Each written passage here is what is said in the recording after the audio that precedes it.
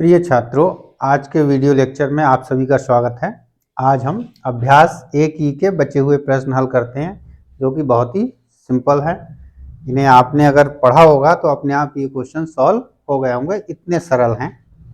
क्योंकि आपको सारे नियम्स जो भी इसमें रूल्स थे सभी बताए जा चुके हैं। प्रश्न नंबर 6 कह रहा है वर्गमूल 7, वर्गमूल 11, वर्गमूल 16, वर्गमूल 19, वर्गमूल 23 में परमेय संख्याएं ज्ञात कीजिए। तो परमेय संख्याएं देखिए, वर्गमूल 7 इसका हम हल नहीं कर सकते। तो वर्गमूल के अंदर यदि अभाज्य संख्या है तो वो क्या होती है? अपरिमेय होती है। तो ये आपकी कैसी संख्या हो गई? अपरिमेय हो गई। हमें कौन सी लिखनी है? परिमेय। वर्गमूल 11 इसको भी हम हल नहीं कर सकते, तो ये भी हमारी अपरिमेय संख्या हो गई।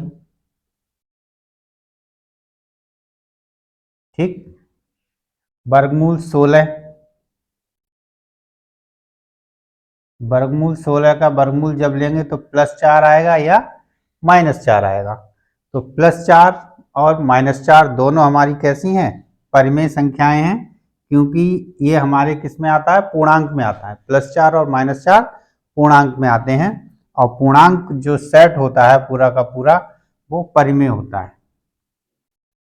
तो ये हमारी परिमेय हुई। और वर्गमूल 23 ये भी अभाज्य संख्या है, तो ये भी हमारी क्या होगी? अपरिमेय होगी।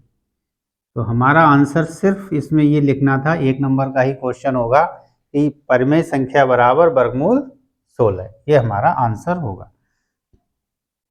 समझाने के लिए इतना सब लिख दिया है, कोई ज़रूरत नहीं है लिखने की। वर्गमूल 4, वर्गमूल 3, वर्गमूल 5, वर्गमूल 9, वर्गमूल 16 में परिमेय संख्या बताइए। तो देख लीजिए, यहाँ वर्गमूल 3 अभाज्य संख्या, इसे हम कई बार सिद्ध कर चुके हैं कि ये हमारी अपरिमेय है। तो वर्गमूल 3 भी अपरिमेय और वर्गमूल 5 भी अपरिमेय, यानी ये दोनों परिमेय नहीं है। वर्गमूल 4 देखेंगे तो वर्गमूल 4 का वर्गमूल क्या आएगा? +-3, जो कि +3 भी परिमेय है और -3 भी परिमेय है। वर्गमूल का 9 वर्गमूल निकालेंगे तो प्लस, गलत हो गया। 4 का वर्गमूल कितना होता है? 2। 9 का वर्गमूल कितना होता है? 3। तो ये भी परिमेय हो गई, क्योंकि 3 जो संख्या है वो परिमेय होती है। 16 का वर्गमूल निकालेंगे तो +-4 आएगा। +4 भी परिमेय और -4 भी परिमेय, यानी इसमें हमारी वर्गमूल 4, वर्गमूल 9, वर्गमूल 16 ये हमारी क्या हो गई? परिमेय संख्याएं हो गई। तो इतने सरल से प्रश्न हैं जिन्हें आप बहुत आसानी से हल कर सकते हैं। देखते हैं अगले प्रश्न। देखें अगला प्रश्न। अगला प्रश्न 8, वर्गमूल 2, वर्गमूल 3, वर्गमूल 5, वर्गमूल 4/9, वर्गमूल 7, वर्गमूल 9 में से परिमेय संख्याएं छांट कर लिखिए। देखें वर्गमूल 2 हम जानते हैं अपरिमेय होती है, वर्गमूल 3 अपरिमेय होती है, वर्गमूल 5 अपरिमेय होती है, यानी ये तीनों परिमेय नहीं हो सकती। वर्गमूल 7 भी अपरिमेय होती है, यानी ये परिमेय नहीं होगी। तो इसके हल में परिमेय संख्याएं कौन कौन सी आएंगी? परिमेय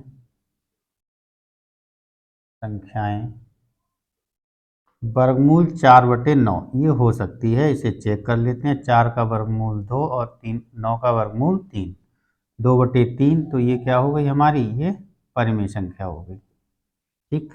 ऐसे ही वर्गमूल 9 क्या हो सकता है? + दोनों चिन्ह आएंगे, कोई दिक्कत नहीं है। वर्गमूल 9 +-3 लगा लीजिए यहाँ, तो ये भी क्या हो गई? परिमेय। सिंपल सी, अभी पिछले क्वेश्चन में भी इसको डाल दिया था।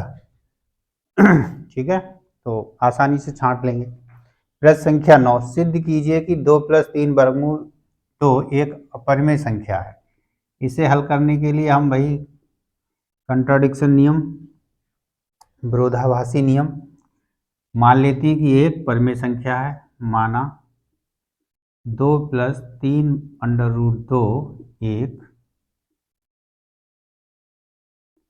परिमेय संख्या है। अगर ये परिमेय संख्या है तो इसे हम एक परिमेय संख्या के बराबर रख सकते हैं, यानी ये कोई a/b के बराबर होगी, जहाँ a और b हमारे क्या हैं, पास नेचुरल नंबर्स हैं या काउंटेबल नंबर्स हैं। 2 + 3 वर्गमूल 2 a, या कह सकते हैं a और b हमारे कहाँ से आए हैं, n से आए हैं। n का सेट जानते ही हैं, 1 2 3 4 से लेकर अनंत। तो अब इसे जरा हल कर लें, 2 को इधर पहुंचा दें, तो 3 वर्गमूल 2 बराबर a/b - 2, यानी कि इसे हल करेंगे a - 2/b,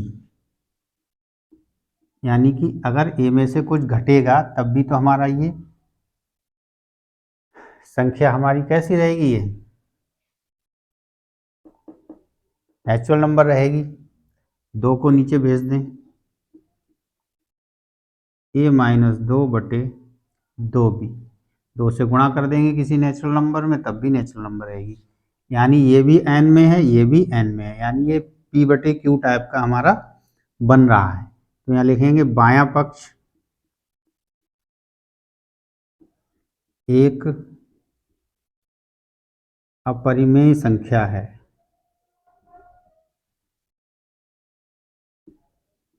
जबकि दायां पक्ष एक परिमेय संख्या है, जो कि विरोधाभास है, जो कि विरोधाभास है, ठीक, जो कि विरोधाभास है। अतः हमारा मानना गलत है। अतः 2 + 3 वर्गमूल 2 एक अपरिमेय संख्या है, ठीक। तो ये चीज हम इस तरीके से सिद्ध कर देते हैं।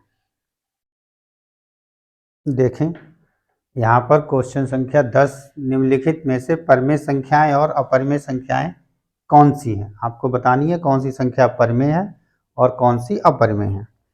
थोड़ा ध्यान से देखना है। पाई कैसी संख्या है, अपरिमेय संख्या है, ठीक।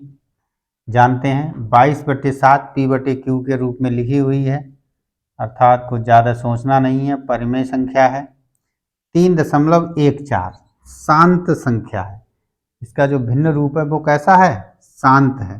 तो हम जानते हैं जितनी भी शांत संख्याएं होती हैं वो सभी की सभी क्या होती हैं, परिमेय संख्याएं होती हैं। ज़्यादा डिस्कशन नहीं करना, जो पढ़ गया है उसे डायरेक्ट हमें स्ट्राइक करना है।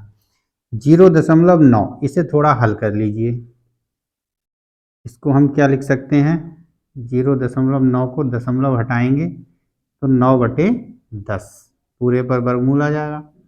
9 का वर्गमूल तो 3 हो गया, लेकिन 10 का वर्गमूल यहाँ पर हम नहीं निकाल सकते, या फिर इसे हम लिख सकते हैं 3/वर्गमूल 2 गुणा वर्गमूल 5, 5 दूनी 10 लिख सकते हैं, वर्गमूल 2 गुणा वर्गमूल 5। अब हम इन्हें जानते हैं, वर्गमूल 2 अपरिमेय संख्या, वर्गमूल 5 भी अपरिमेय। तो हमने ये पढ़ा है 2 अपरिमेय संख्याओं की गुणा होती है तो अपरिमेय, यानी इनका गुणनफल जो बना वर्गमूल 10 बना, तो वर्गमूल 10 भी अपरिमेय संख्या हो गई। और यदि किसी अपरिमेय संख्या से भाग करते हैं तो वो भी पूरी संख्या अपरिमेय होती है, यानी ये जो संख्या है आपकी वो क्या है, अपरिमेय संख्या है, ठीक। तो इस तरीके से ये प्रश्न भी आपका हल हो गया है, ठीक है। यहाँ पर ये चैप्टर हम समाप्त मान लेते हैं। और यदि आपको प्रश्नावली 1F में कहीं दिक्कत आती है तो आप कमेंट करिए कि सर प्रश्नावली 1F का भी वीडियो बना दीजिए, तो वो भी आपको वीडियो लेक्चर के रूप में मिल जाएगा। पढ़ते रहिए, खुश रहिए। वीडियो लेक्चर्स पसंद आ रहे हैं, अपने दोस्तों और साथियों के साथ इन्हें शेयर कीजिए। वीडियो देखने के लिए सभी का बहुत बहुत धन्यवाद।